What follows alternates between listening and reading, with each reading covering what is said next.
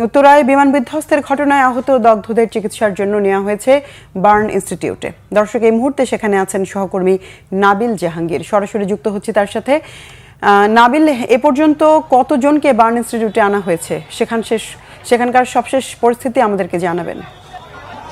যেবা আপনি জানেন যে আজকে যে প্রশিক্ষণ বিমান দুর্ঘটনা এবং তারপরে এই এর ফলে সৃষ্ট অগ্নিকাণ্ডে অগ্নিদগ্ধ 60 জনেরও বেশি রোগী কিন্তু জাতীয় বার্ন ইনস্টিটিউটে নিয়ে আসা হয়েছে এবং এখানে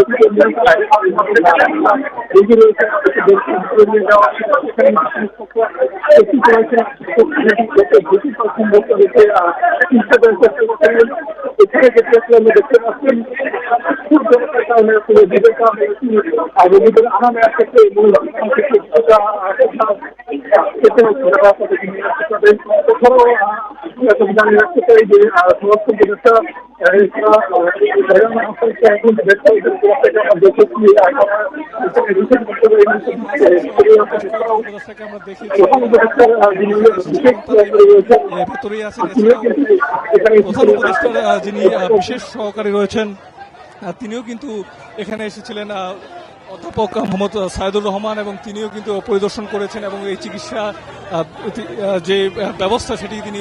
নাবিল, ধন্যবাদ আপনাকে। প্রয়োজনে আবারও যোগাযোগ করব।